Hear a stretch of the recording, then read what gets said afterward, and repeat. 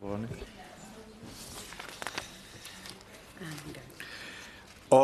Paul Davis to move the motion. Thank you, Mr. Mundell. It's a pleasure to serve under your chairmanship. I beg to move that this House has considered the E-petition 732342 relating to statutory menstrual leave for people with endometriosis and adenomyosis. Please let me thank Michelle, who's sat there with her daughter, for creating the petition that's brought us to this debate today. And I'm very much honoured to lead on this issue. Now, some may ask the question why a man is leading on a debate on women's health. They may think that endometriosis and adenomyosis are somewhat awkward to speak about in public, that such women issues should be reserved for conversations behind closed doors, out of the earshot of embarrassed male peers. But this is exactly why we're here today. Because women's health is not just a women's issue, it's a workplace issue, an economic issue, and importantly, an equality issue.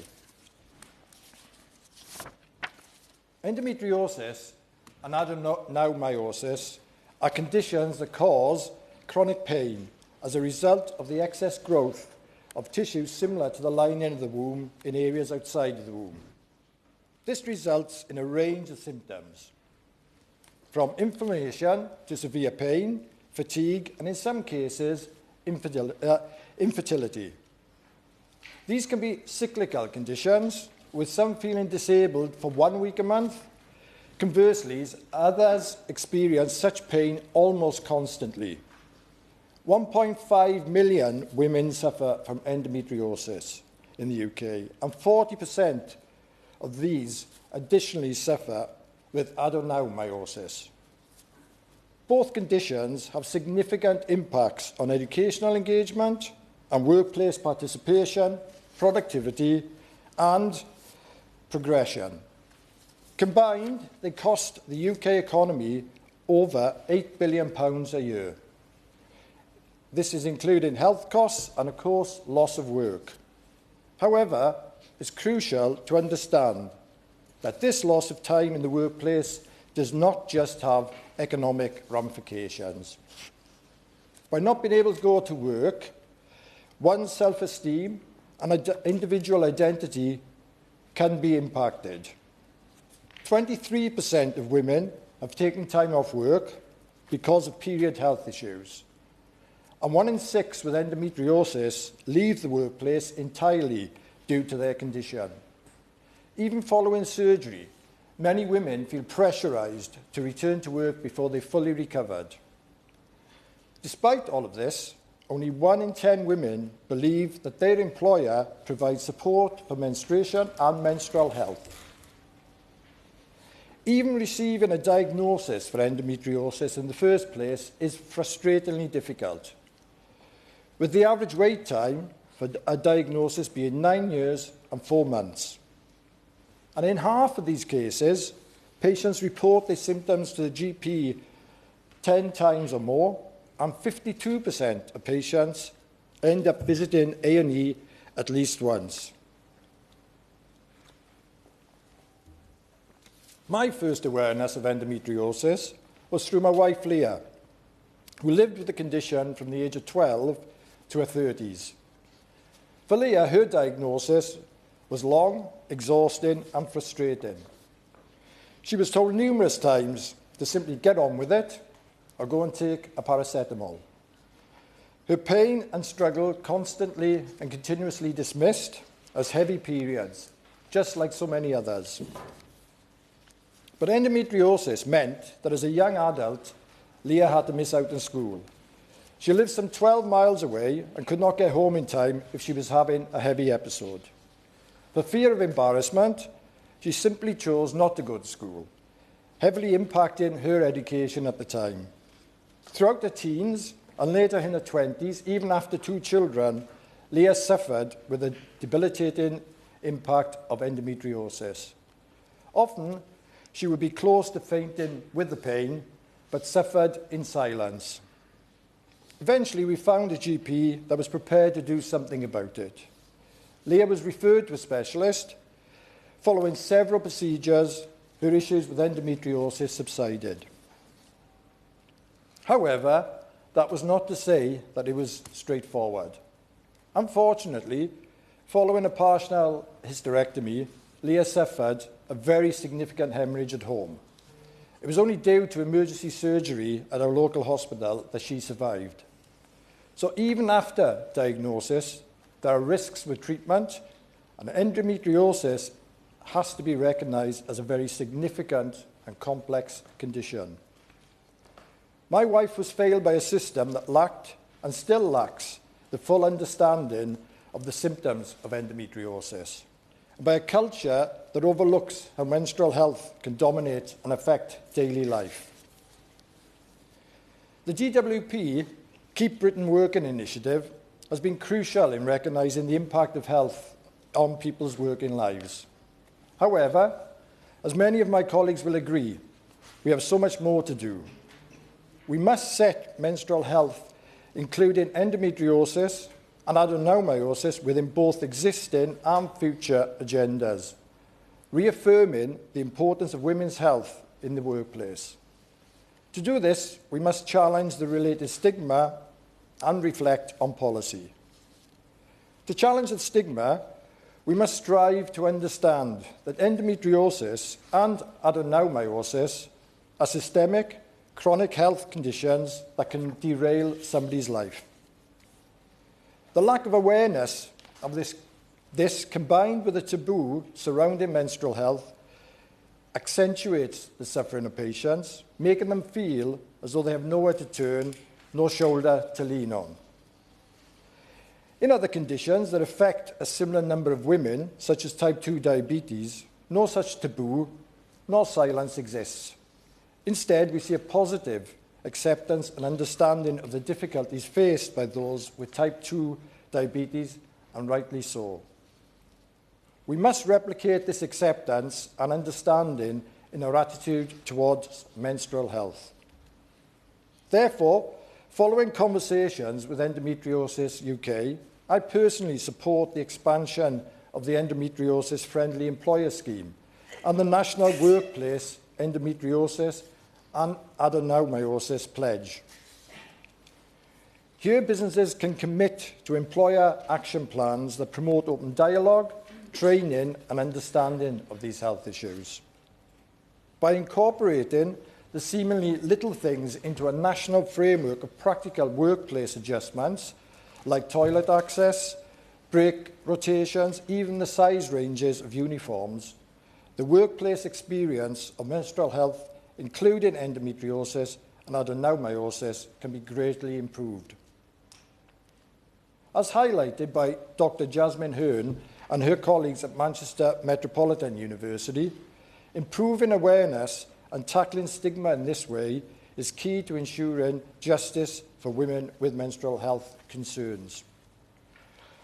However, as stated earlier, only 1 in 10 women believe that their organisation provides support for menstruation and menstrual health conditions.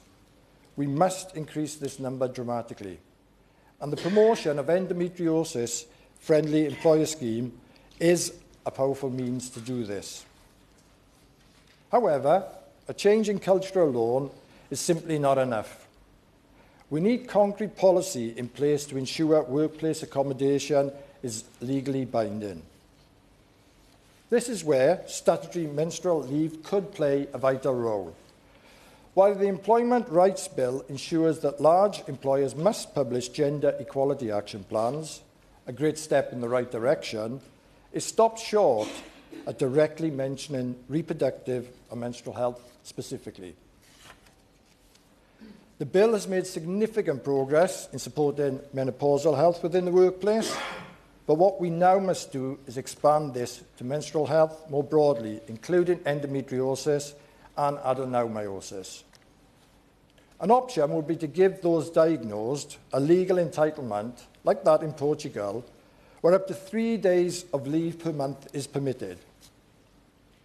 Here, a diagnosis would allow women the flexibility and legal right to have time off work when they are suffering most. It is, however, important to recognise that endometriosis, adenomyosis and menstrual healthcare is vastly nuanced.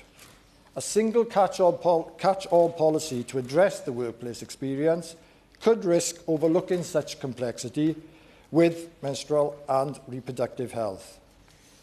We must also recognise that getting a diagnosis in the first place is still a major issue with endometriosis and adenomyosis. Again, the average diagnosis takes 9 years and 4 months, meaning that only 15% of those with endometriosis symptoms have the formal diagnosis that would allow them access to such statutory menstrual leave. So, for statutory menstrual leave to work as the petition intends, we must match it with significant improvements in early intervention, diagnosis, and GP training on symptoms. This debate marks an opportunity to help ensure that the impact of these conditions on women's health is no longer ignored. There is an argument for statutory menstrual leave and for it to sit alongside wider measures that foster awareness and an understanding mindset. But we must also challenge the stigma around women's health, breaking taboos and champion justice for those who, all too often, suffer in silence. Michelle has told me that this petition is not about her, it's about her daughter and all of those who will have to battle with endometriosis and adenomyosis in the future. So by challenging the stigma and reflecting on policy, we can champion the employment rights of those with menstrual and reproductive health complications today and in the future, affecting transformative changes to many people's lives. Thank you for attending this debate, and I look forward to hearing members' views. Thank you. The question is that this House has considered E-petition 732342 relating to statutory menstrual leave, and I call Kirstine Sullivan. Thank you, Mr Mundell. It's a pleasure to serve under your chairship today, and I would like to thank my honourable friend, the member for Colne Valley, for speaking with such compassion and insight and for sharing Leah's journey, one which I'm afraid many will recognise. As chair of the Endometriosis APPG, we are launching an inquiry into endometriosis in the workplace on the 21st of April, and I would invite colleagues across this House to attend the event that will be held. We want to hear directly from women and employers about their experiences, what is working, what isn't working, and what has to change to better support women to remain in the workplace. Endometriosis UK, as we've heard, operates an endo-friendly employer scheme with certification. Last November, my office signed up to the scheme, which offers guides and supports to running an endo-friendly workplace. I also wrote to my local councils and Chamber of Commerce to invite them to do the same, and I would ask all honourable members here to consider signing up and lead by example in your own communities. Too many women have had their pain dismissed as normal, struggled silently at work, or had their careers derailed because the workplace simply wasn't designed with their health in mind. As a result, 1 in 6 women with endometriosis have ended up leaving the workplace, an entirely unacceptable and largely avoidable situation. It was being elected to this place that made me persist in seeking support for symptoms that limited my ability to fully participate in my responsibilities as a parliamentarian. The fatigue, the menstrual flooding, the constant worrying and planning about what I was wearing, where I would be at any given time. And as it turned out, I have adenomyosis, and this was only discovered at the ripe old age of 49 as I come to the end of my reproductive life.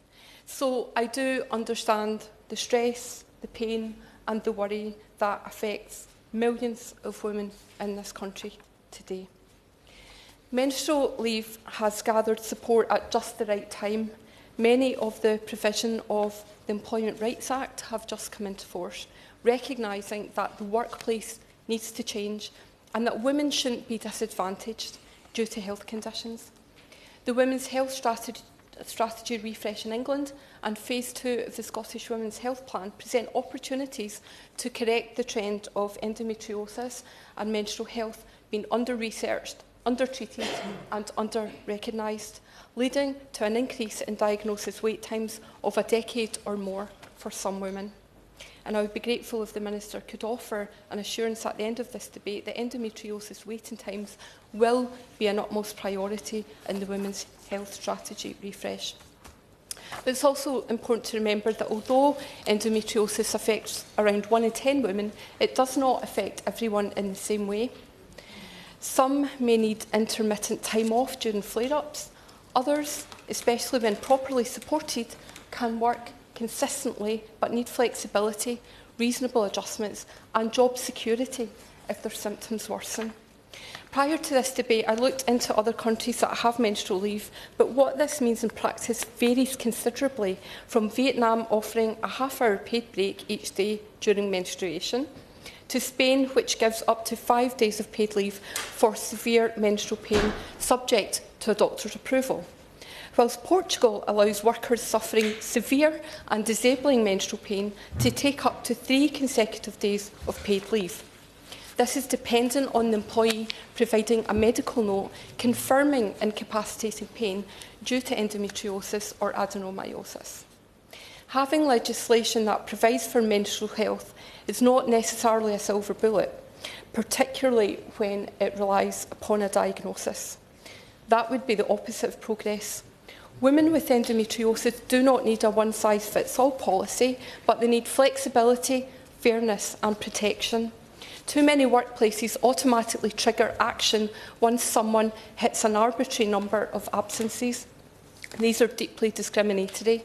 Absence management systems need to change to recognise the chronic and episodic nature of conditions such as endometriosis and adenomyosis, and the accompanying mental and physical fatigue of living with persistent pain.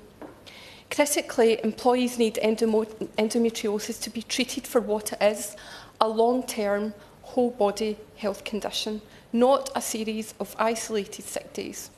Menstrual leave can be an essential part of the support package, but building stronger rights around flexible work, reasonable adjustments and protection from workplace penalisation are central to any solution. To improve outcomes for women with endometriosis, we need answers that recognise the reality of the condition and that help women to stay in work, progress in work and be treated with dignity at work.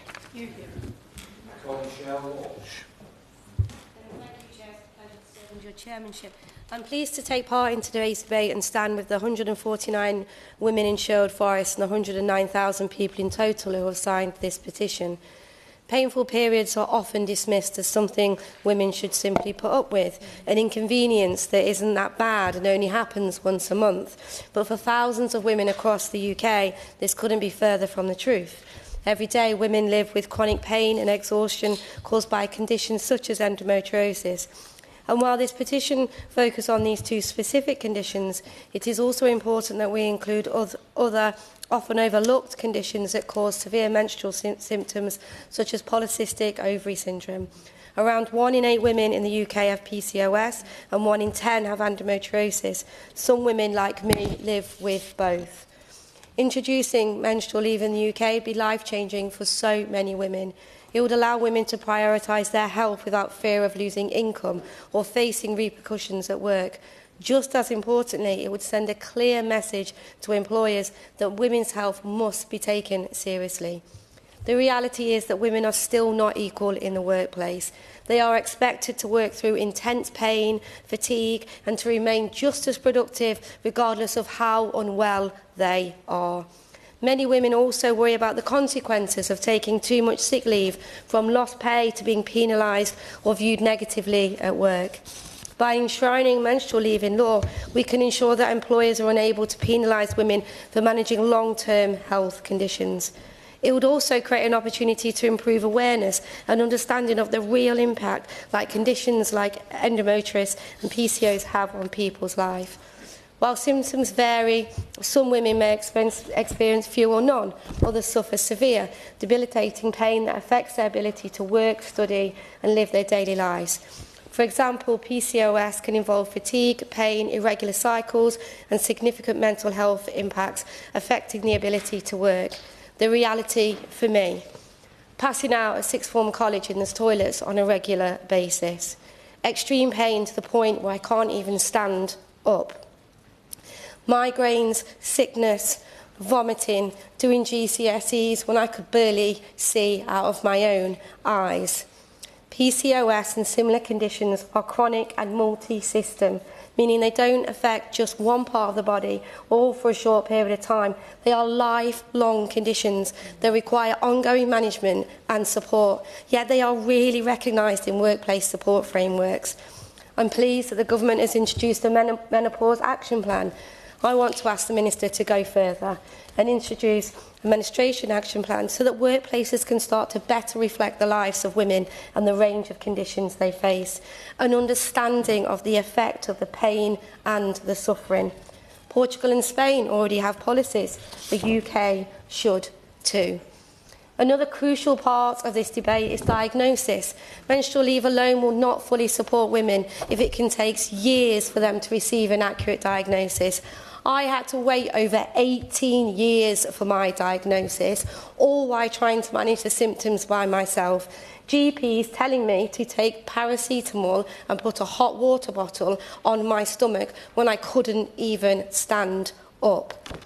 And a diagnosis cannot solve everything, but it does unlock access to the right treatments, and it gives women the evidence they need to request reasonable adjustments in the workplace. It gives women an opportunity to do what is right for themselves. Until women's pain is taken seriously, medically and professionally, true equality at work will remain out of the reach for so many. Thank you. Oh, Emily Darlington. Thank you. Thank you, Mr Mundell, and it's a pleasure to serve under your chairmanship. I would like to declare an interest. I have adenomyosis. It took more than 30 years for it to be diagnosed. The average diagnosis time is 9 years and 4 months, and for ethnically diverse communities, it's over 11 years. But my story isn't unusual. From the age of 14, I repeatedly went to the GP saying, this isn't normal.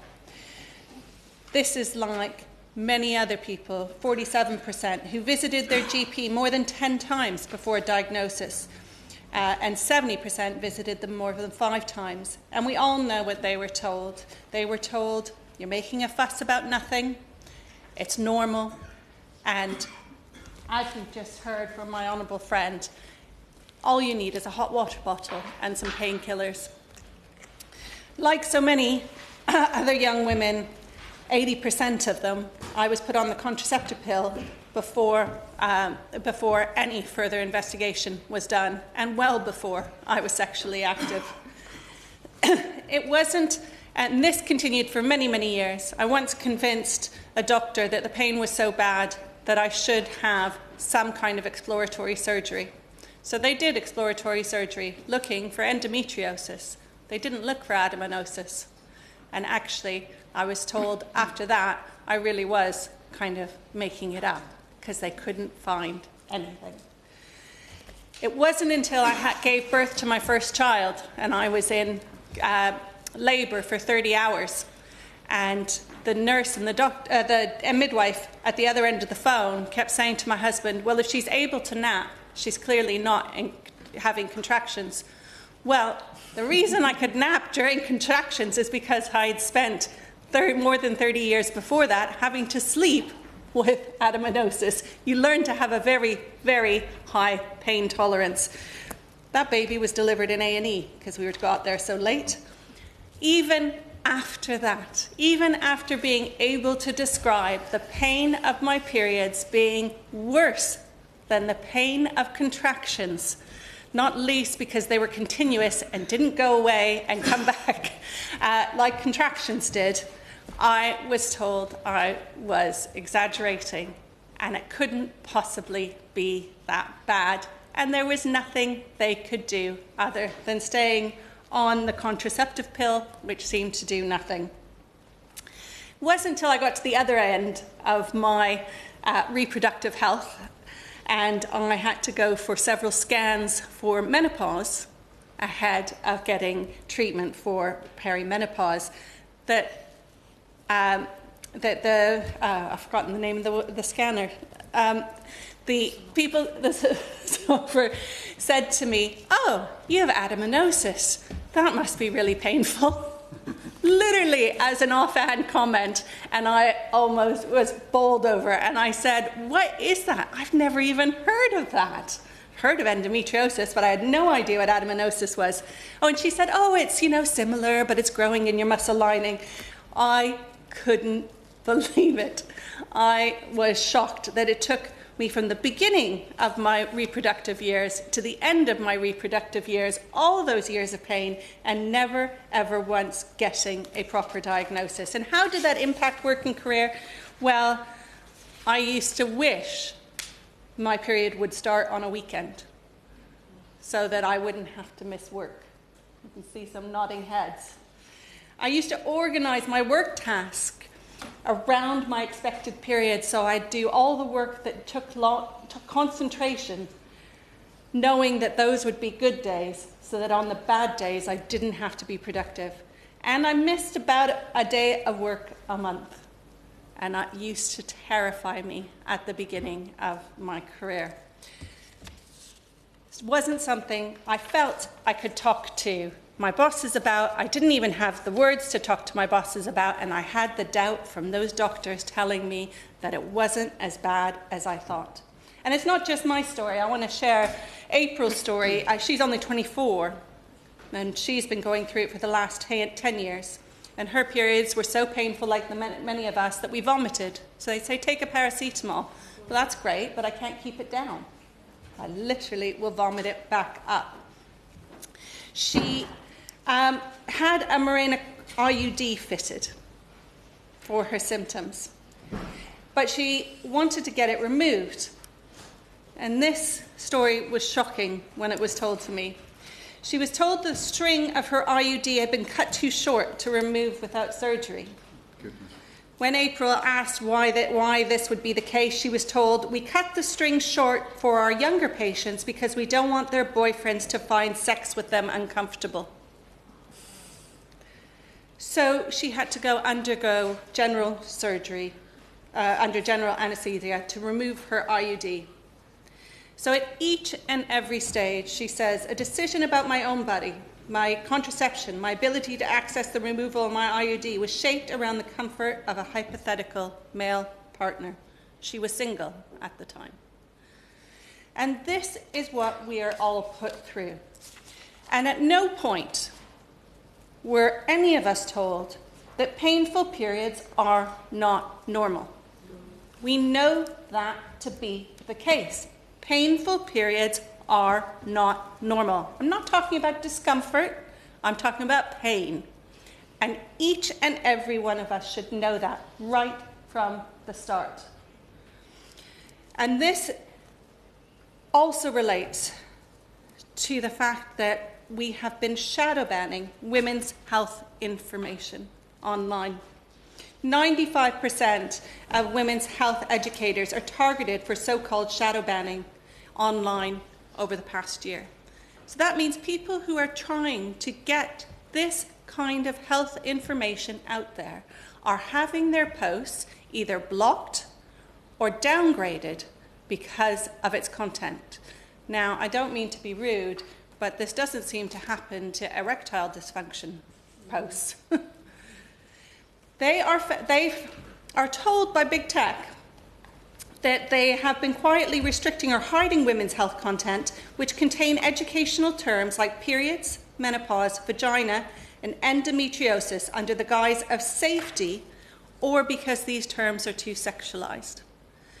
How are we supposed to create an environment where not only do we understand as women that painful periods are not normal, but our bosses, who might be male, our colleagues, our husbands, our partners, all understand that it's not normal either and that the pain is real? I would like to say that these are areas that are improving. And I know we're all looking forward to the Women's Health Strategy, which many of us have had long conversations with the ministers involved about these particular areas and hope to see some real progress on it. But I have to say right now, I have a 15-year-old daughter who has all exactly the same symptoms as I had, the same pain. I've given her all my tricks, the use of IBS medication to get down some of the cramping. If you guys don't know about that one yet, it really does work well. And the GP says she's too young to start these discussions. So instead, she's doing her mock GCSEs this week, and I wish her the best of luck because she has studied really hard, but she is terrified she's going to get her period this week and it will mess up her mock GCSEs. These are just a few examples, and I know in the gallery we have many, many more, and you'll hear the same story over and over. And it all stems from this fallacy that periods are meant to be painful. Painful periods are not normal, and we need to repeat that to every woman we know, every team member we know, and every GP or consultant we know to make the real change happen. Thank you.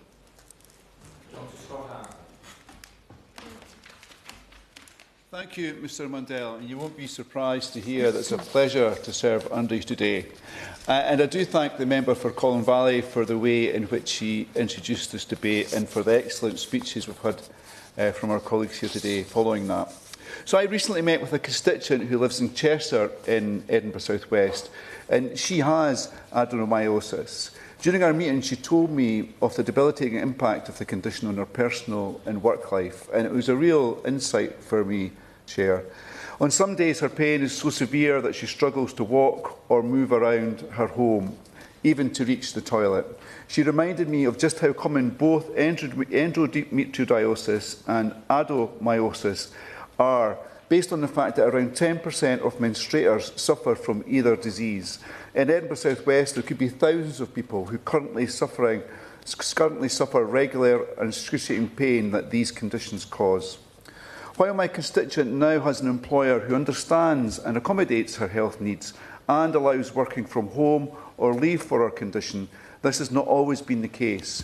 She recounted the degrading experience of having to explain her health issues in detail to inform her employer, just for taking time off. Despite this, she was still given a written warning. It is this inconsistency between employers that motivated her to sign a petition and meet me to ask very politely that I came along and attended this debate on her behalf. As we've heard, up to 1 in 6 of those with endometriosis have to leave the workplace due to their condition. Whilst for some this will be due to real inability to work due to pain, for others who can and want to work, this may sadly come down to a lack of accommodating workplaces. And we have to be honest about this, Chair. This is discrimination. So I recognise the government's position that provisions of the Equality Act should ensure the flexibility needed for leave or for adjustments for these women. However, laws are only useful if they are respected and enforced. Nonetheless, I hope that the reforms introduced in the Employment Rights Act, including statutory sick pay, will go further to ensure accommodations can be made. However, I hope that today the Minister will give some guarantee that the Government will look to menstrual leave schemes abroad to inform the evidence-based best practice in the UK that we need.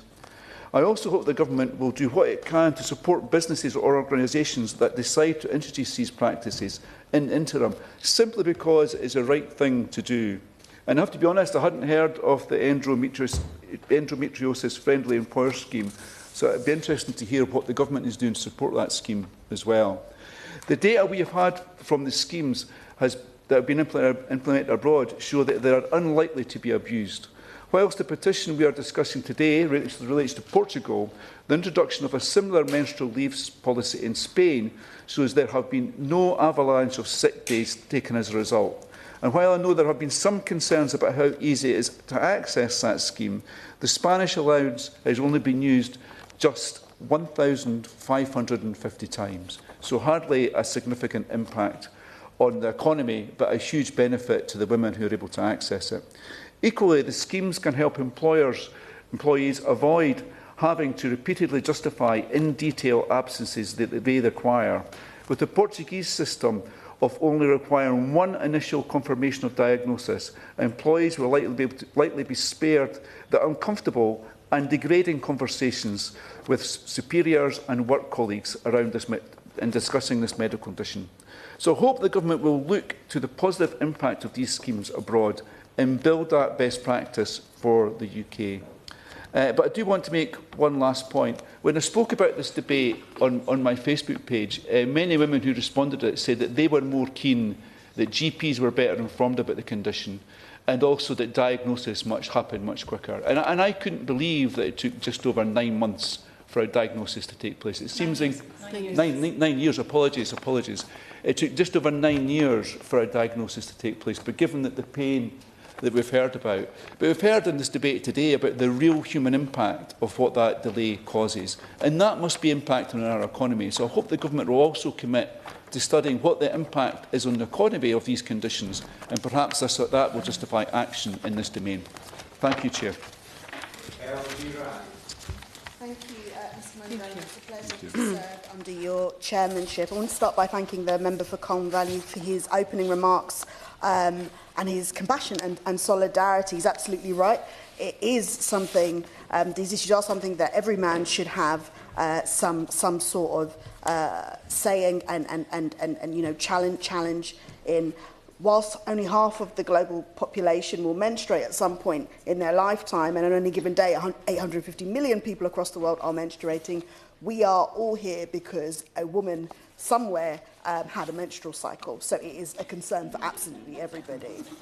Yet, for something we see so universal, menstruation remains shrouded in coded language and embarrassment and unnecessary shame. We call it the time of the month. The painters are in. My cousin has come to stay. Anything but what it actually is. And we pass around tampons and pads as if they're some sort of contraband that no one should see. And that type of evasion isn't accidental. It's the product of centuries of conditioning that told women that their bodies were problems to be managed in silence and shame. Listening to my fellow honourable friends think about their own experience, all I keep thinking is if young women were flagged when they had painful periods, for a lot of these conditions we're talking about today, things would have been different, certainly in terms of the length of time of diagnosis. So I'm really pleased to contribute to this debate and support statutory menstrual leave, not as a radical policy, but as a practical, compassionate and overdue step towards fairer and a healthier working society. We already see where progress has been made and where things have been championed in this House. And I want to congratulate the Honourable Member for Erith and Thamesmead on the 10-minute rule bill that she had recently, and her consistent campaigning on improved endometriosis care, and the work of the member for Bathgate and Linthglow as the chair of the APPG for endometriosis. All of this work matters, and it's making a difference. We look to Scotland, which became the first country in the world to legislate for free menstrual products, and across the UK, we rightly abolished the VAT on sanitary products in 2021, finally ending the so-called tampon tax. Steps like this matter, but they're not the end of the journey, not by a long way. Because here is the truth. We've made it cheaper to menstruate, but we haven't made it safe to admit that you're struggling because of it. Menstrual stigma continues to socially condition people to conceal their pain, to push through it, to stay silent at work. And the cost of that silence is not abstract. For those living with endometriosis, dysmenorrhea, adenomyosis, or PMDD, that silence means working through debilitating pain, losing earnings when they cannot, and in some cases, losing jobs altogether. These are real conditions, they are painful, they are often severe, and they exist within a system where female reproductive health has been chronically under-researched, underfunded, and far too often dismissed. And I say this as someone... Yeah, I will do. I thank my honourable friend for giving me. She's making a very powerful point, but does she agree with me that one aspect that is rarely spoken about is the impact on the mental health of women? Mental health, because they feel ignored, dismissed, and they're living in constant pain and anticipation of the pain, and that just wears you down. And the point about mental health is one that is rarely acknowledged rarely spoken of, but it's one that has to be addressed. I thank my honourable friend for her contribution, and she's absolutely right. And I say that as someone who lives with endometriosis and who constantly experiences that pain, think about what you can and cannot do and what you will be able to manage this week or that week. And I know what it is to sit in a meeting or to stand through our many votes or to carry on a role that demands your full presence when your body is screaming or otherwise. And, you know, and I know from listening to other members here and listening to so many different women speak about it that I'm far from alone. Now, I know it's not a competition in terms of who receives more funding, but in terms of their health, but we have to say that men have won consistently. And when my honourable friend was speaking about the amount of investment that's put into things such as Viagra, for example, I went to go and look for some figures, and someone please do look them up when you can. They are actually shocking if you look in comparison to what is spent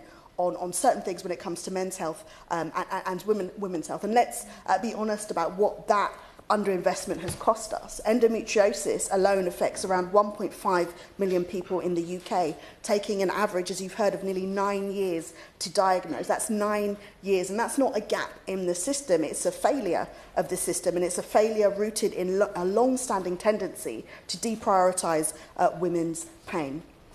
Statutory menstrual leave would allow someone to take time off when they're genuinely unable to work due to menstruation without fear of judgment, without risking their job security, and without having to lie about why they are absent. Crucially, it will also begin to normalise the conversation, to challenge the stigma rather than reinforce it, because the answer to workplace discrimination is never to remain invisible. Now, as you've heard across the globe, menstrual leave policies already exist in Japan, South Korea, Taiwan, China, Indonesia, Zambia, Mexico, and most recently Portugal. Now, these are not fringe experiments. They are functioning workplace policies in countries with vastly different cultures and economies, but the evidence that this is workable is already there. And here at home, our Employment Rights Act has introduced major reforms, including day one rights to sick pay. Menstrual leave sits naturally alongside these changes, or it would if we were to implement it. It is consistent with the direction of travel, and it is the next logical step. This policy also offers vital protection for those who are too often overlooked, including transgender men and non-binary and gender-diverse people who menstruate. For many, disclosure of menstrual status can expose them to discrimination or worse. Now, a clear statutory framework provides safety, privacy, and the reassurance that their needs are seen and protected by law. And I want to make one further point. There are those who argue that menstrual leave would undermine women in the workplace and that employers would actually discriminate against hiring people who menstruate. And I take that concern seriously, but I would say that this argument has been made against every single piece of workplace equality legislation in history. It was made against maternity leave, it was made against equal pay, it was made against flexible working, and in every case, the answer was not to abandon the protection, it was to make the legal framework strong enough to prevent the discrimination, and that's what we have to do here too. The ultimate goal is job security, well-being and genuine equality. Menstrual leave alone will not get us all the way there, but it's a serious evidence-based, backed, compassionate step in the right direction, and I urge this House to take it. And now for Joshua Reynolds on behalf of the Liberal Democrats. Thank you, Mr Mundell. It's a pleasure to serve under your chairmanship. I'd like to thank the member for Colne Valley, as well as the lead petitioner, for securing over 109,000 signatures on their petition. That number should stick in all of our minds because it sends such a clear signal that this issue has been ignored for far too long, and the people who are affected by it are exhausted by the neglect that they are feeling. One of those women, a constituent of mine, wrote to me ahead of this debate. She said how she was talking to me about how endometriosis has shaped her life through pain, exhaustion and suffering for far too long. From a young age, she told me how she knew her symptoms were not normal, enduring irregular cycles, severe clotting, chronic pain and debilitating symptoms that were too often dismissed or ignored. She was told she may never have children. And although she was fortunate enough to have two, she told me how her condition worsened, bringing miscarriages, bringing severe blood loss, iron deficiency, IBS and relentless pain. And time again, she would visit GP, She'd visit hospitals, she'd visit specialists, and she was told so often, as we've heard so many times today, to simply manage the pain. Women with endometriosis are being expected to suffer in silence whilst their health, whilst their careers, whilst their families, whilst their quality of life deteriorates around them. She told me that she wasn't asking for miracles. What she was asking for was to be heard, to be taken seriously, and to receive the care that she deserves. Her testimony is not exceptional in this case. It's representative, and it is severely backed up with data, because data from Endometriosis UK carried out last year found the average wait time for a diagnosis has now reached 9 years and 4 months. That's up significantly in the last 6 years. And during those years, conditions progressed. Fertility is affected, and women are forced to manage debilitating pain in workplaces, in education, and at home. But shockingly, 83% of respondents to their survey have been told by a healthcare practitioner prior to their diagnosis that they were making a fuss. On top of that, add in the 3.5 years from first noticing symptoms before seeking medical help at all, largely because severe period pain has been so thoroughly normalised in our society, and you have such a large time that women are waiting before they're getting their diagnosis that is simply not acceptable. We also need to think about women from ethnically diverse communities whose average diagnosis time is even longer at 11 years. And this is an inequality that the House really should find unacceptable. It's not just a health crisis, though, because Endometriosis UK have estimated that the economic loss to the UK from absenteeism due to severe period pain, heavy periods, endometriosis, fibrosis and ovarian cysts is about £11 billion a year. So the case for investment in women's health and in women's support isn't just a moral case, it's an economic case as well.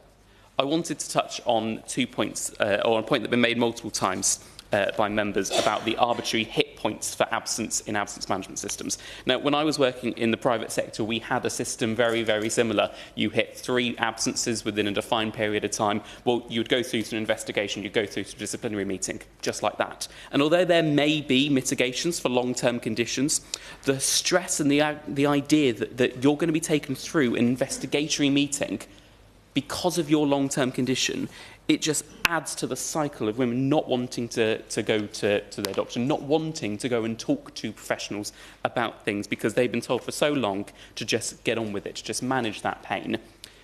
The absence management system does not help in this sector at all. The government's response to the petition acknowledges the hardship that women are facing, but the action that the government have said in their response falls short. Ministers point in their response to the Equalities Act, to reasonable adjustments, and to the Employment Rights Act, specifically on flexible working. And I want to be clear that we as Liberal Democrats support the right to day one flexible working, and we're glad to see these changes coming into force, we think, in April next year, because flexible working genuinely does help to manage conditions such as this, and employers should be actively engaged in using it. But it does rely on individual employers, and it cannot be a substitute for proper medical care and cannot compensate for decades of misdiagnosis. Because before women can be properly supported in the workplace, we need to have diagnosis. And before they can be diagnosed, healthcare professionals need training. Time and resources need to go into being able to recognise and act upon these symptoms.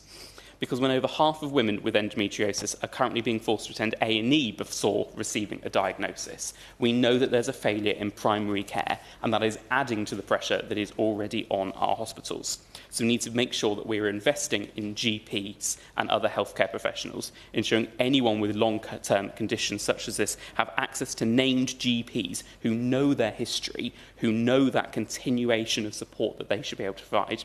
And we need to make sure that people are actually able to receive a GP appointment and get seen by their GP when they need it, because there are far too many times that people are not able to see their GP. I'd like to see the government commitment to bring in a new target to bring down the average endometriosis diagnosis time substantially, working towards the 1 year or less target by 2030 that Endometriosis UK are calling for. Putting a proper awareness campaign, making sure that NICE guidelines are fully implemented across the primary care sector, and that there are standardised referral pathways in place. The government must also take seriously the role of mental health support in this process. because after years of impact, pain and dismissal, mental health support will be required for many women, and this is something I think we are severely lacking in. So the petitioners and the individuals that signed this petition, 100,000 across the country, many, many more represented fully across the board, are not asking for the impossible. What they're asking for is to be heard, to be taken seriously, and to receive the care that they need. And I would urge the Minister to match that urgency with her response today. I call Shadow Minister Rebecca Paul. Thank you, Mr Mundell. It is a pleasure to serve under your chairmanship. I also want to thank everyone for their powerful and often personal contributions today. Firstly, I want to start by recognising Michelle Diwa, the tenacious campaigner behind today's petition for menstrual leave. She is a great champion for women suffering with endometriosis and adenomyosis, and I congratulate her on securing over 100,000 signatures. This is not an easy task, to say the least, and showcases the strength of feeling from many on this important topic. Endometriosis is a condition where endometrial tissue, similar to the lining of the uterus, grows in other places, such as the ovaries and fallopian tubes. 1 in 10 women of reproductive age suffer with it, making it the second most common gynecological condition in the UK. Common symptoms include chronic pelvic pain and heavy menstrual bleeding, making normal activities difficult. It predominantly affects women during their reproductive years. Adenomyosis, an often overlooked condition, has similar symptoms, but is where the lining of the womb starts growing into the muscle in the wall of the womb. It is commonly diagnosed in women over the age of 30, but can also impact younger women too, as we heard today. Similar to endometriosis, it affects 1 in 10 women, with nearly 70% of women waiting over 5 years to get a diagnosis. Michelle's own journey with endometriosis began 24 years ago, causing her to miss school every month from the age of 14. Yet, shockingly, it wasn't until she was 23, 9 years later, that she received a diagnosis. Unfortunately, this story, as we've heard today, is far from uncommon, with many women not receiving timely diagnosis. It takes on average 8 years and 10 months from the first GP visit to get a diagnosis. Women's symptoms are often dismissed and normalised, leaving them to struggle on with their pain without treatment, without understanding, and without support. A lack of understanding and knowledge of what constitutes a normal period or menstrual cycle also delays women from seeking help and can leave family and friends uncertain on how to provide support. No woman or girl knows what a normal level of period pain is without input from others. And this lack of awareness leads to her not being well equipped to advocate strongly for herself with medical practitioners. We also need to recognise that there is still embarrassment and stigma around talking about periods, which can also add to the challenge of getting adequate medical care when something is not right. Recognising the challenges women face in their engagement with the healthcare system, in 2022, the previous Conservative government published the Women's Health Strategy for England, a 10-year programme committed to improving women's health. The strategy seeks to address disparities in women's healthcare and the underrepresentation of women in medical research.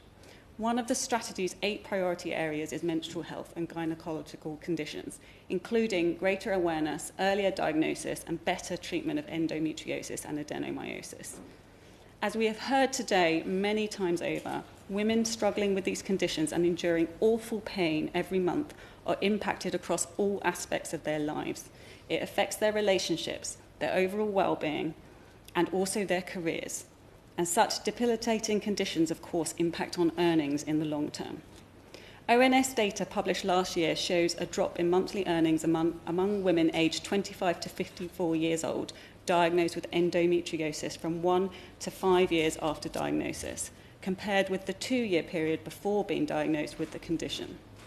Pay decreased on average each year post-diagnosis, culminating in a £130 monthly reduction in the 4 to 5 years post-diagnosis period. Although there are likely different factors contributing to this change, it is concerning nonetheless to see such a statistically significant drop in earnings post-diagnosis. While I am on the point, prompt diagnosis of these conditions is so very important, and the rollout of community diagnostic centres helps with this immensely. Many of my own constituents stand to benefit from the recently opened new community diagnostic centre in the Belfry in Redhill, which will deliver much needed extra capacity to perform diagnostic scans. This is exactly the kind of practical measure that can help women get answers more quickly when symptoms and pain suggest something is wrong. When a woman is suffering symptoms that mean she is unable to work, the current option available to her is to take sick leave. This option is available to any employee with any condition or illness which leaves them unable to work. This is a broad, non-discriminatory entitlement available across almost all conditions. From 6th of April this year, following recent changes by this Labour government, when a person is unable to work due to ill health, they are entitled to statutory sick pay from the first day of illness. It's also relevant to note that statutory sick pay is now available to all eligible employees regardless of their earnings. The current approach, therefore, with respect to statutory sick pay, allows any woman who requires 2 to 3 days off every month due to endometriosis or adenomyosis to take the time she needs with sick pay. For this reason, the introduction of a specific menstrual leave is unnecessary, as statutory sick pay already delivers what is being asked for.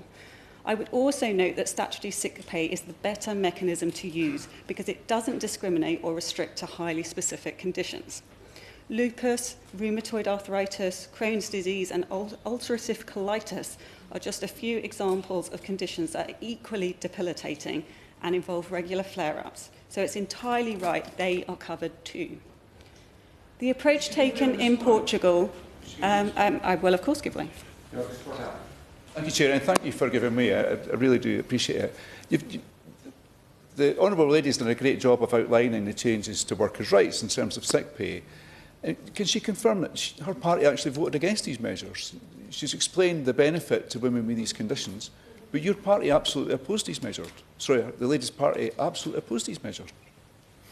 I thank the gentleman for that intervention. That's absolutely right. So I'm explaining today the current system and why we don't need an additional level of menstrual leave. That is factually correct, but yes, we oppose those changes.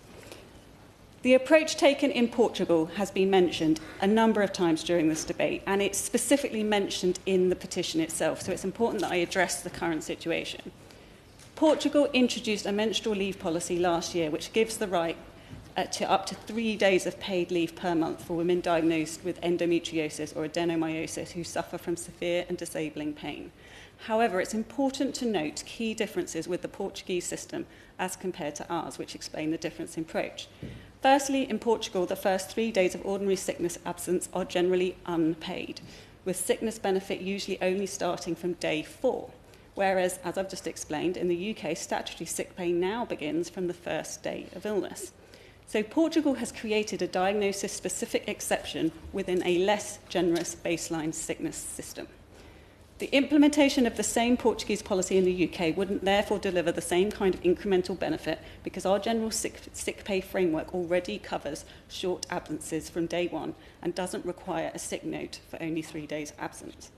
It's also important to note that the protected characteristic of disability under the Equality Act 2010 may cover some women suffering from severe endometriosis or adenomyosis, depending on the effect the condition has on their day-to-day activities. Where that is the case, they are protected from discrimination and their employer may be required to make reasonable adjustments. Reasonable adjustments can include changes such as phased returns to work, part-time working, or flexible hours to support women to continue working when they are able to in spite of their conditions. In closing, the Conservative position is that a specific menstrual leave is not required. We are comfortable that the current sick leave provisions and discrimination protections already adequately protect women suffering with these conditions and ensure that they can take the time off they require every month. However, that doesn't mean we don't think action is needed. We would urge the government to do all they can to continue raising awareness of how severe these conditions can be and to make sure the NHS provides early diagnosis and treatment. We need to end the situation where women spend years in agony with no answers and no support, and where employers are ignorant of how debilitating these conditions can be. Thank you.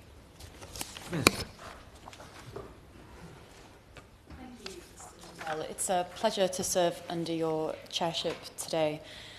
I want to thank my honourable friend, the member for Colne Valley, for leading today's debate and for bravely sharing his wife Leah's experience of living with endometriosis too. I also want to thank Michelle, who joins us in the gallery today, for creating the petition, for sharing her story and her experiences, and for bringing her daughter and so many people here today to watch this debate. And for all my colleagues here who've also reflected deeply on this matter, sharing their personal experiences, the personal experience of their constituents, from so many campaigners across the country that members have met with. And it's so clear the drive of all members here today and outside this hall as to why this issue is so important for women and girls across this country and in our workplaces. We all clearly know somebody impacted and living with various conditions that have prevented their experience at work, have been a different experience of work, and want to see change and want to make sure that they can thrive in the workplace. And that's why this debate today is so welcome and really important. And I wanted to start this debate by recognising that strength, the enormous, admirable strength of so many women and girls living with endometriosis, with adenomyosis, and with other menstrual conditions today, and the thousands of women as well that have come before us outside of this room and who have lived with these conditions for so long, that's not been diagnosed for so many years, and just to hear those reflections and stories from so many colleagues here today is harrowing to hear. But I completely understand and share that determinations that we can turn things around. And I will touch on various actions that this government's taken. One in my department, in the Department for Business and Trade, when we look at specific workplace policies, and I work with employers and, of course, my colleagues in the Health Department on lots of the strategic work that they are prioritising.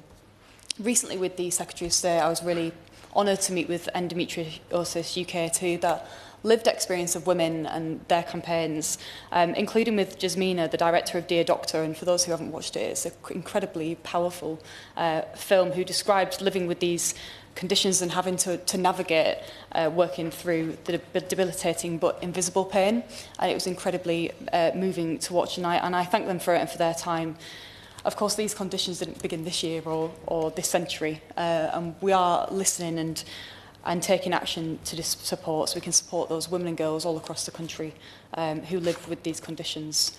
And as members, our constituents and the petition signatories will know, they of course can be so debilitating for patients. That pain, fatigue, the psychological impacts, we've heard them today, and they are of course real and significant, and often have such far-reaching consequences for women's welfare and ability to fully participate in the workplace and education. It is so unacceptable that health-related issues are the leading cause of women being excluded in the workplace. Over the past 6 years, the number of women who are economically inactive due to long-term sickness has risen by 425,000, reaching 1.48 million. It's close to a record high. And it's right that this government is, of course, taking action on this from all sides with our landmark Employment Rights Act, making statutory sick pay more accessible and introducing those equality action plans, access to work reforms in the Department for Work and Pensions, and through our Keep Britain Working programme, and that record investment as well in our NHS that has seen gynaecology waiting lists fall by almost 20,000 and made transformative endometriosis medication available on the NHS. So I will turn to quite a few points that colleagues have raised throughout this debate, and I thank them for it. And honourable friends will welcome to know that we, of course, remain fully committed to learning from others and continue to look carefully at that international best practice, which lots of colleagues have touched on today, including Portugal's approaches and those international examples that offer valuable insights into how to best support employees experiencing difficulty with those menstrual health conditions. My honourable friend too mentioned the endometriosis-friendly employer scheme, and I thank them for it. And we, of course, expect employers to treat staff fairly and accommodate reasonable requests for employees suffering from menstrual health conditions. Many employers, as has been mentioned, choose to provide those voluntary support to staff, and the government continues to encourage best practice. And I want to thank colleagues for raising the scheme with me. 2 departments already signed up, HCLG and Department for Transport, so I will absolutely take this away with my department in Department for Business and Trade for us to consider. So I thank colleagues for raising that. Turning to statutory sick pay, one of the key issues in this debate is in ensuring that women and girls experiencing those debilitating symptoms from menstrual conditions are supported and not financially punished for a condition beyond their control. Our government's landmark Employment Rights Act delivers this, extending that statutory sick pay to employees on day one, their first day of sickness, regardless of how much they earn. No more waiting a few days, no more not being entitled to statutory sick pay if they earn a certain amount. And while it is with regret that the opposition voted against the Employment Rights Act at every stage in Parliament, I think the Shadow Minister welcomed our statutory sick pay introductions this month. And it will change the lives of so many people across this country, as she pointed out, and colleagues in this chamber have too today. Because it means for the first time that those with fluctuating conditions, such as endometriosis and adenomyosis, are eligible for that statutory sick pay on the first day that their sickness prevents them from working. And before that act, obviously, they were excluded from statutory sick pay, and it only counted if it lasted for 4 days. That was a draconian system. It harmed the least well-off and ignored that lived experience of thousands of women and desperately needed reform. So it's absolutely right that we dragged that system into the 21st century. The Act, too, makes provisions that have ensured the UK leads the way in supporting employees to work flexibly. Flexible and hybrid working arrangements are absolutely vital in ensuring that employees requiring those reasonable adjustments, such as those with health conditions, are supported at work and are able to contribute to our workforce. And that, of course, is particularly valuable for those with fluctuating or unpredictable conditions, including endometriosis and other menstrual health conditions, making it easier to manage symptoms and attend medical appointments, reducing sickness absences. So the Act improves that ability for employees to work flexibly by requiring employers to accept flexible working requests, provided they are reasonable. And where they can't accept those requests, for employers, they will be required to discuss the challenges in accommodating any requests with employees and consider those alternative options. And if they can't agree an arrangement, to actually explain their reasoning too. A public consultation is currently underway in these reforms until the 30th of April, and I would encourage members, the public and advocacy organisations to please make submissions and ensure their views are taken into account. Alongside the right to request flexible working, protections continue to be available under the Equality Act, where symptoms have a substantial and long-term adverse effect on day-to-day activities. Conditions such as endometriosis and adenomyosis and premenstrual disorders can meet the definition of disability under the Equality Act 2010. Employers absolutely have a duty to make those reasonable adjustments, such as flexible hours, modified duties, part-time arrangements or phased returns, and they are well established, enforceable and designed to prevent discrimination and disadvantage. I will give it. I thank my honourable friend for giving way. Menstrual health conditions, including endometriosis, result in an estimated £11 billion a year cost to the UK economy. So does she agree with me that having more supportive workplaces without stigma, where there is an understanding of the chronic nature of some of those conditions, will not only have a positive effect for the women living with the conditions, but overall for our economy? I thank her for her contribution and for her powerful speech during this debate. She's a tireless campaigner on this, and I really look forward to working with her in the APG on lots of these issues, and particularly on that stigma.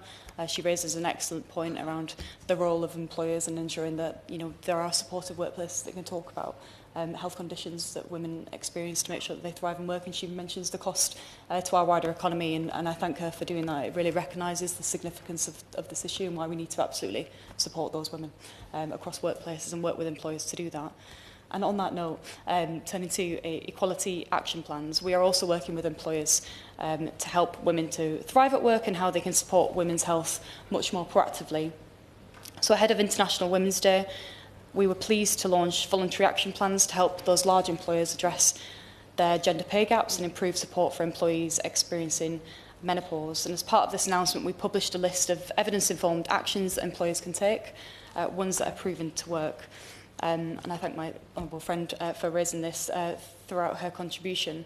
Within the action plan, we are asking employers to commit to a minimum of 2 actions, one to address their gender pay gap and one focused on supporting employees experiencing menopause, including those in both the perimenopausal and postmenopausal stages.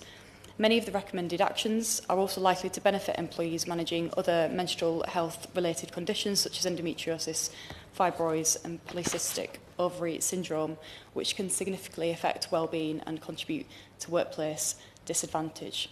It's a real opportunity for government and business to work together to drive forward that meaningful change to improve workplace equality, and a huge step forward for supporting women's health in the workplace.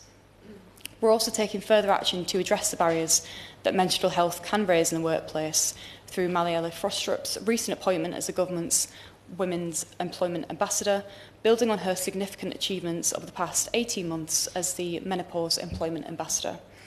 In this expanded role, she will champion women's health across the life course, working with employers nationwide to strengthen workplace support, raise awareness of key health conditions, and highlight the vital economic contribution that women make.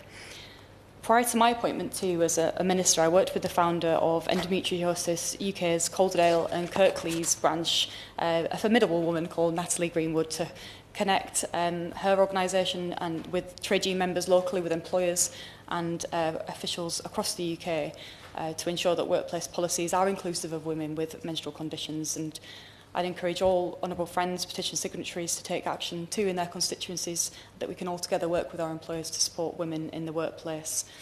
And with that right workplace support, we can unleash the full talent, creativity and potential for women across the country. And that's good for women, it's good for business, it's good for our economy and good for our country. We're taking broader action through the Keep Britain Working programme, which I know honourable members have mentioned today, to help more people with health conditions to stay in work following Sir Charlie Mayfield's independent review. And in response to that review, the government has launched the Vanguard Phase, working with employers all across the country in different sectors, sizes and regions to test the practical ways of improving workplace health support. That Vanguard Phase will consider a range of insights through different lenses, including women's health. And we're also establishing a new workplace health intelligence unit to build that evidence base and support benchmarking. And that sits alongside our £1 billion a year Pathways to Work programme as well. Colleagues throughout this debate have rightly touched on the problems with diagnosis and asked for an update on the women's health strategy, which I will turn to. But I want to really reassure colleagues across the House today that your contributions, powerful contributions made and points raised for colleagues across government, I'll be raising directly with my health colleagues too. This isn't just an area that sits in my department and with employers, it's absolutely something we're committed to across government. And from colleagues here today, from the personal stories I've heard, to women outside this room who've spent so many years, too many years seeking answers, being misdiagnosed, having symptoms minimised, or being passed from service to service. The experiences highlighted in Endometriosis UK's recent report as well, and underline why that earlier diagnosis and consistent compassionate care has to be absolutely central to our approach. With our introduction of Jess's rule requiring GPs to reconsider diagnosis where symptoms persist, to rolling out Martha's rule, which colleagues will be aware of, we want to ensure that women's concerns aren't dismissed. And the Shadow Minister too mentioned the impact that community diagnostic centres can have. That's why we're expanding that access to diagnostic services and rolling them out countrywide for women.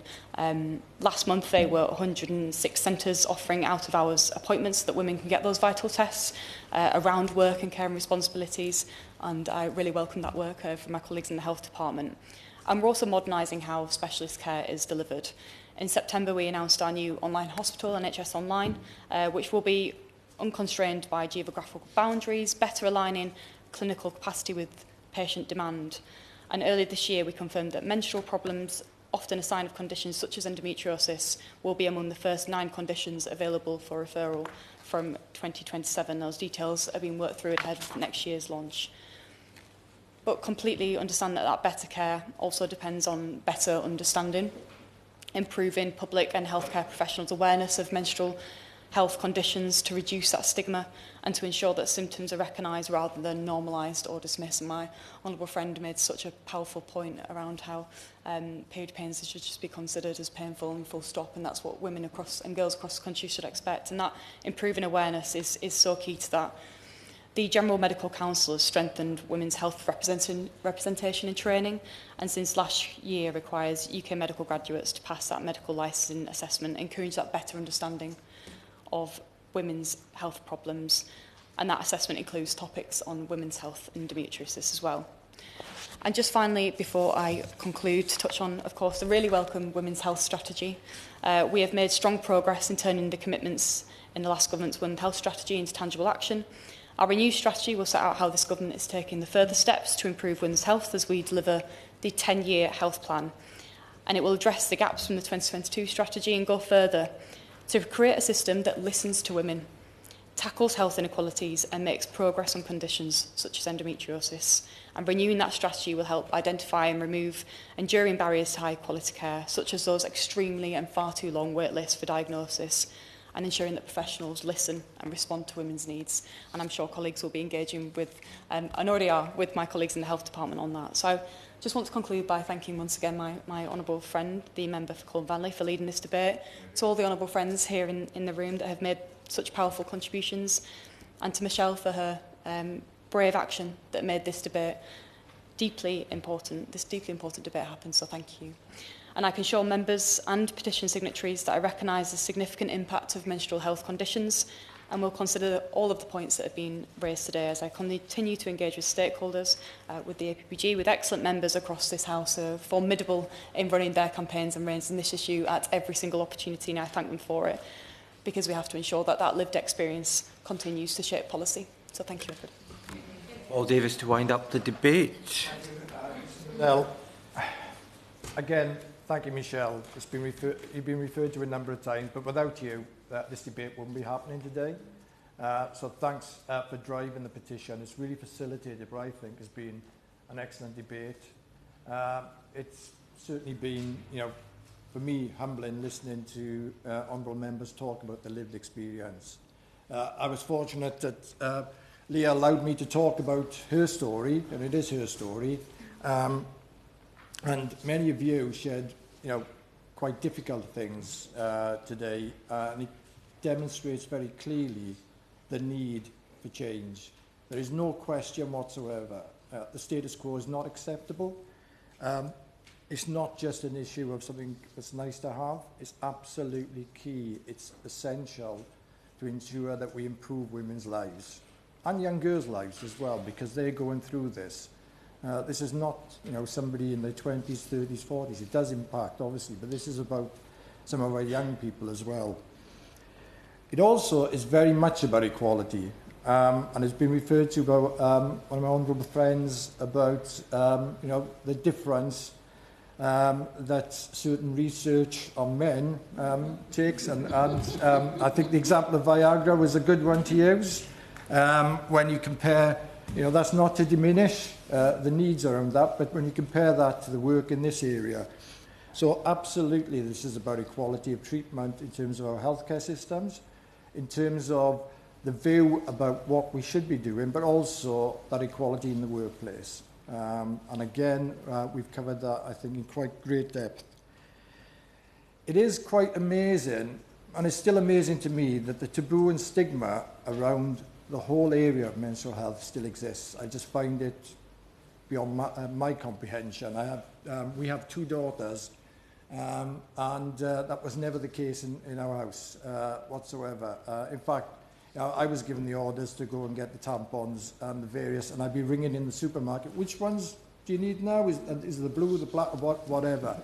That's what we need to be having, those open discussions. Men need to start talking openly about this. This is not some kind of dirty secret. This is normal, this is natural, and we should celebrate it, because, as you say, we wouldn't be here otherwise, would we? None of us. Diagnosis is crucial. That's been raised time and time again, and it's like so many other issues, but in this one, it's even more stark. I've spoken on many members about cancer diagnosis. This far outstrips that issue. It is absolutely incredible and unacceptable. An average of 9 years and 4 months. We have to change that. And I'd also say, I think going back to research into treatment needs to take place. There's too many, I think, easy decisions being made around, it's about hysterectomies, it's about this. I don't believe, from what I understand, that enough research has been taken around treatment, and sometimes there are procedures followed which impact a woman's life, very intensely, that may possibly not be needed. So I think, Michelle, I have to thank you again. I think we'll have to keep thanking you over and over. I hope, from your perspective, this has helped expose some of the issues. This debate, I know, will continue, and as the Minister says, the messages will go across to government. But I think the one phrase I will finish with, and it's my honourable friend's phrase, and I think it is so powerful, periods are not painful, it is not normal. And I think we do need to put that up in blazing lights. And I think that is where I will leave this. So thanks again. Thank you. The question is that this House has considered E-petition 732342 relating to statutory menstrual leave. As many as are of that opinion say aye. Of the contrary, no. I think the ayes have it. The ayes have it. I now suspend this sitting until 6 p.m. Order.